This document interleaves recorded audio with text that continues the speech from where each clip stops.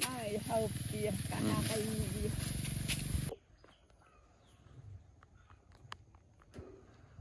Buổi sáng thì mình chuẩn bị xong chiếc xe độ. Đấy. Và nước, bao tải và mua nữa, mua nữa là tôi mẹ hả? Tôi mẹ mua tôi mẹ đi. Yeah. Hả? Chết cho đi bằng cái nân à, đi bằng tre ấy hả? Yeah. Và hôm nay sẽ xuất phát đi gặt lúa nương rẫy đây. Đấy. Mời mọi người cùng theo dõi video này của mình nha. Let's go.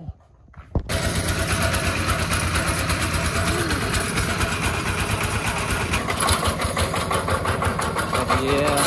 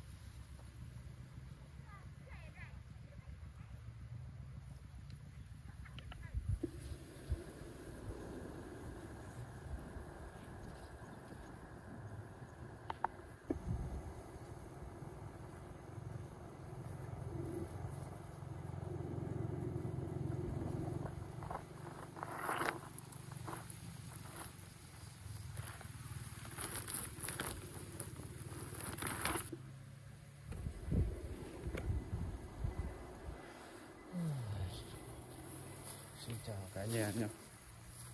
Hôm nay thì mình cùng cả gia đình mình đi thu hoạch lúa đây, lúa nương rẫy và mình làm được 5-6 tháng. Giờ đã đến công đoạn mình thu hoạch rồi. Hạt nó rất là to luôn nha mọi người. Lần đầu tiên là mình làm cái giống lúa này đó mình trên vườn cà phê của mình trái cây đó. Trời, bây giờ nó chín, hôm nay rất là chín rồi. Bây giờ mình sẽ thu hoạch cho mọi người xem nhé.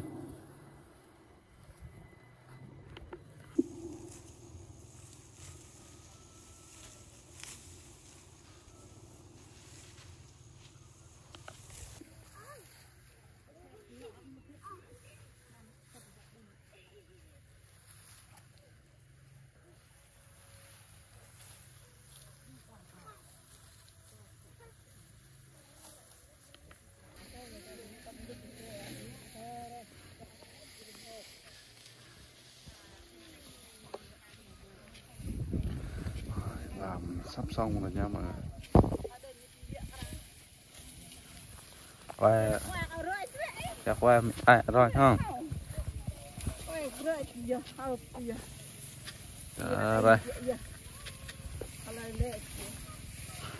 Chào em. Ai hộp kìa, cả cây gì.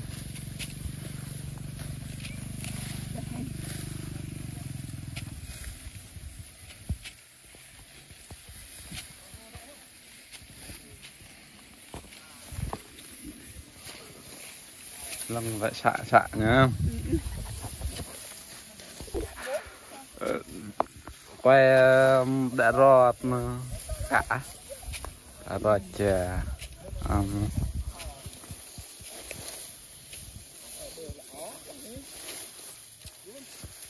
mà cây dạ tệ cho nó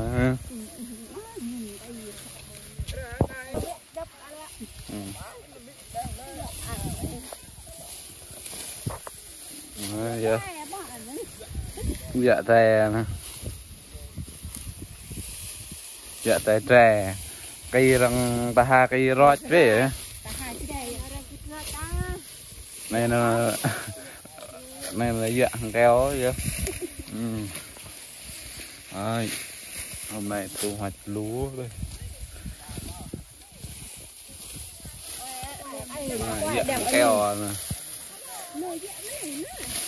Đó.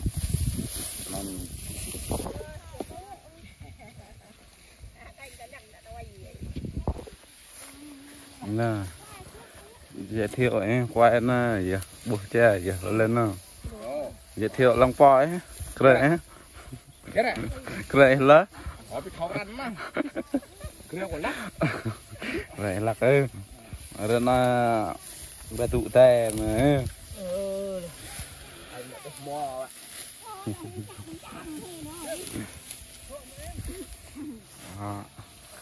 Hôm nay đại gia đình đi thu hoạch lúa đây.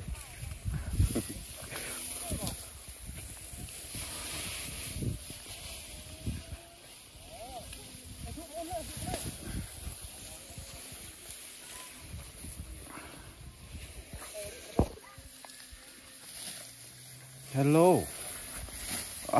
Nè, tay con cái nó. Giới thiệu lắm, lên đó.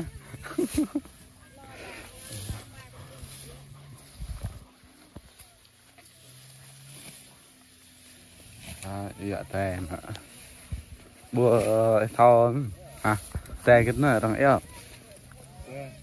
Tay cái nó. Tay to hả? Tay to thêm. Thêm. Em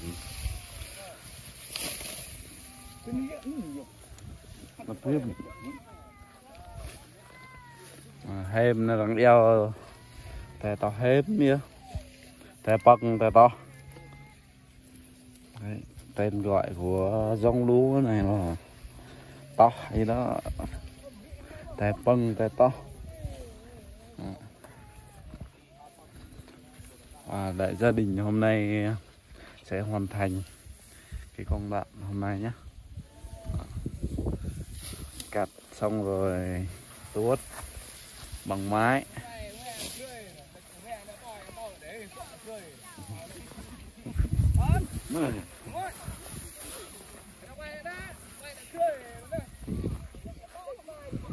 Hello nè.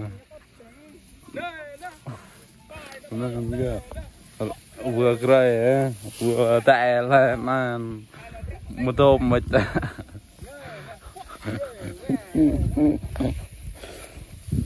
Vừa rực vừa tệ là cái gì nơi cao cái này dọa lại giờ. Tao ạ. Dọa lại. Dọa lại. Rồi xạ thêm vẫn đến. Đó có lấy lọ lầm lười rồi. Là cái hem dạ. Hôm nay chắc hoàn thành tới 1 giờ chiều và anh em sẽ cắt xong vác lúa vác bỏ lên xe nhé. Sẽ cắt bằng cái liềm đây. Xong thì đây đây xếp tên biên đã cả biên mà tôi tập bên lòng ấy wow nghe cái nân đó sẽ xếp vào đây chất và xe xong về túa đó. Mỹ bà đó.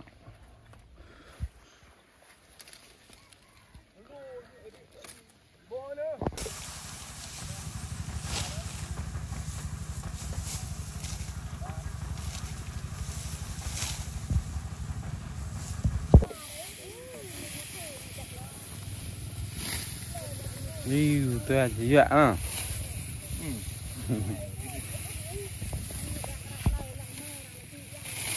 Vâng. Ốc en nữa. Coi.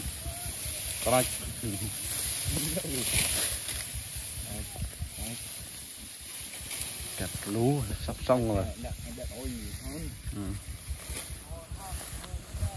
Còn nó mà là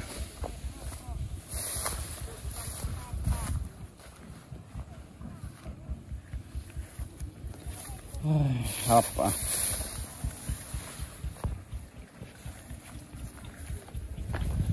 Đây chụp nó chọc đó đây.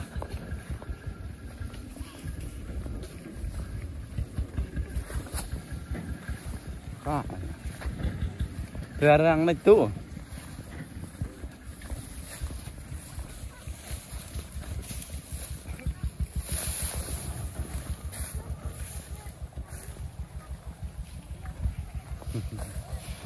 Kìa mà bơm xèo có